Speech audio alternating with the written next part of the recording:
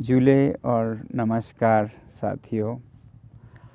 पिछले 2-3 दिनों से मेरी ऊर्जा कम होती जा रही है और कब तक बोल पाऊँ कुछ पता नहीं है। इसलिए सोचा कि आज मैं अपनी गुहार सीधे देश के प्रधानमंत्री श्री नरेंद्र मोदी जी से ही लगाऊं और आपसे विनती है कि इस वीडियो को उन तक पहुंचाएं शेयर करके।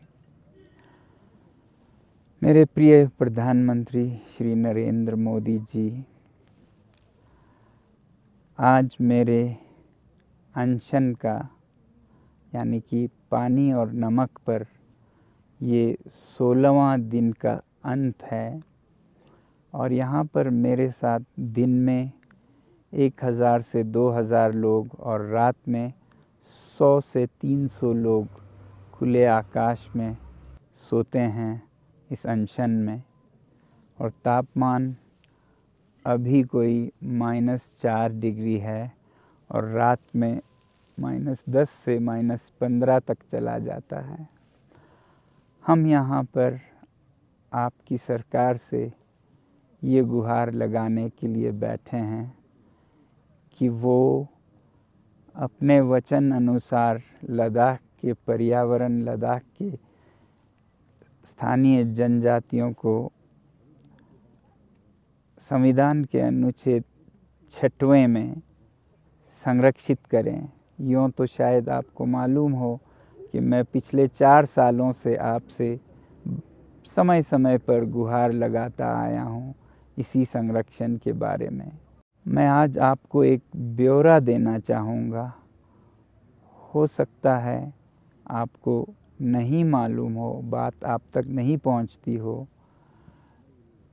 कि लद्दाख के साथ क्या हुआ है, तो मैं ये ब्यौरा दूंगा और आप ही बताइएगा कि इसमें लद्दाख से क्या कमी रह गई कि उसके साथ ऐसा बर्ताव हुआ है।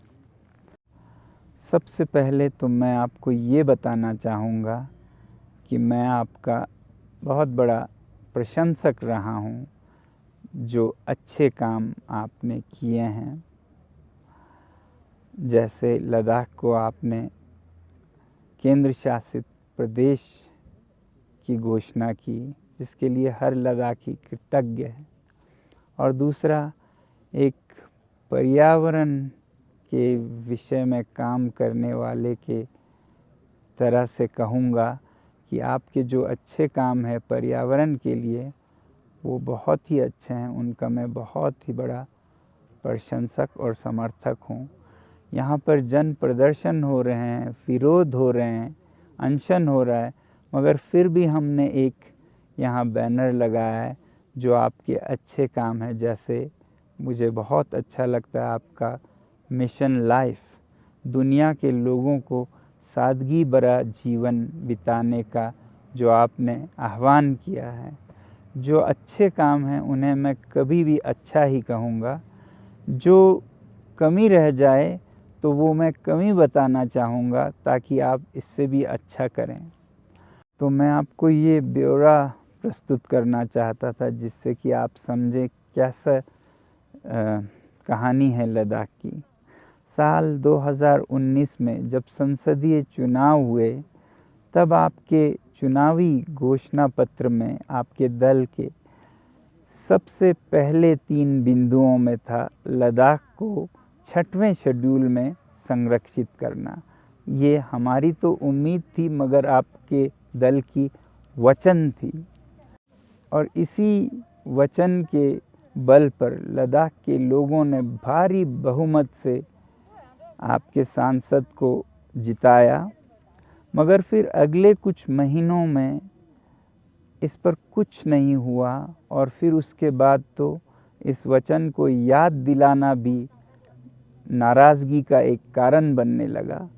तो लोग मायूस होते गए और 1-1.5 साल के बाद 2020 के अगस्त तक आते आते लोग इतने मायूस थे कि उन्होंने अगला चुनाव, जो कि स्थानीय हिल काउंसिल के थे, उसको बहिष्कार करने का फैसला किया और आपके सरकार ने, गृह मंत्रालय ने हमारे नेताओं को एक सरकारी विमान विशेषता बेचकर उन्हें दिल्ली ले गए वार्तालाप के लिए। इतना ध्यान दिया गया जब लोगों ने चुनाव का बहिष्कार करने की बात की तो, और दिल्ली में उनसे विनती की गई कि ऐसा कदम ना उठाएं, हम आपका सारा मसला सुलझा देंगे। और हमारे नेताओं ने पूर्ण विश्वास किया और वापस चले आए।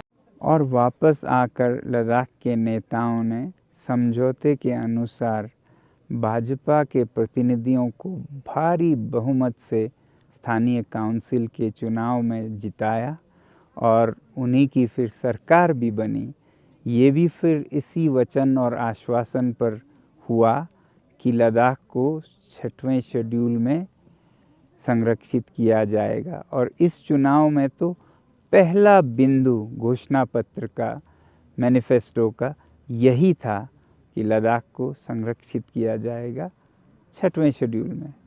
मगर फिर चुनाव जीतने के बाद इस पर कोई पहल नहीं हुई, कोई बात नहीं हुई। उल्टे इस वचन का, इस घोषणा पत्र का याद दिलाने पर भी नेता नाराज़ होने लगे।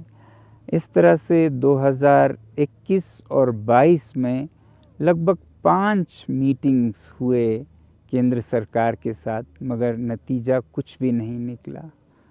और फिर 2023 में फिर जाकर कोई 2 साल बाद 19 जून को एक मीटिंग हुई, जिसमें ज़्यादा फैसला नहीं हुआ, बल्कि ये कि अगली मीटिंग दिसंबर के 4 को होगी।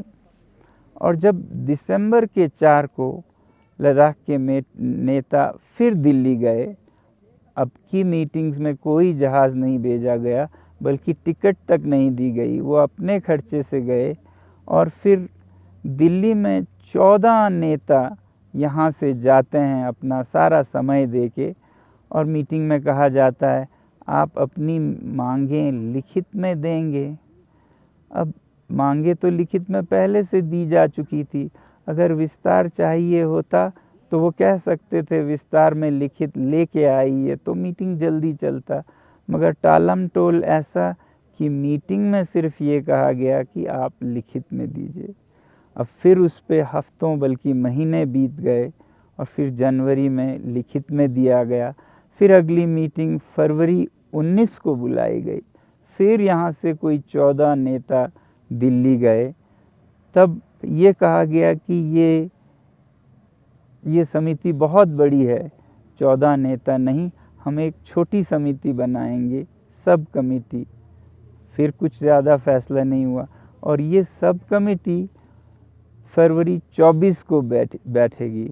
पहले लिखित में दीजिए, फिर समिति बड़ी है तो छोटी समिति 24 को बैठेगी। जब फरवरी 24 को हमारे नेता दिल्ली में बैठे रहे इन दिनों, जब फरवरी 24 को छोटी समिति बैठे तो भी कुछ खास निर्णय नहीं हुआ और कहा गया अगली बार हम लीगल एक्सपर्ट, न्याय विज्ञों को बुलाएंगे।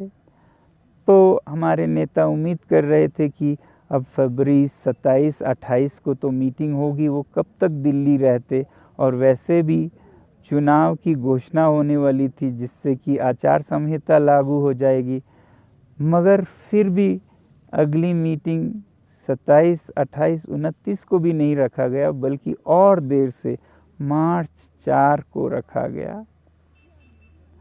और मार्च 4 के मीटिंग में अंततः साफ साफ ये कह दिया गया कि आपको हम न 6 शेड्यूल का संरक्षण दे सकते हैं और ना ही जो दूसरी मांग है लद्दाख में भी लोकतंत्र की बहाली हो, जैसे जम्मू कश्मीर में हो रहा है। इस समय लद्दाख में कोई लोकतांत्रिक मंच नहीं है, ये सीधे अधिकारियों द्वारा चलाया जाता है, उपराज्यपाल के द्वारा, तो वो भी नहीं देंगे। और यहीं मीटिंग्स ख़त्म हो गए जब उन्होंने ये साफ साफ कर दिया। तो आप ही बताइए, हम क्या कर सकते थे। हमारे पास एक ही रास्ता था, आंदोलन का। और इसीलिए मार्च 4 के बाद मार्च 6 से हम यहाँ पर अनशन पर हैं, भूखे हैं, -15 के ठंड में हैं, ताकि आप तक ये आवाज़ पहुँच पाए। और हमारी उम्मीद अभी भी है कि आप ये सुनेंगे और इस पर फैसला करेंगे। बहुत बहुत धन्यवाद। नमस्कार।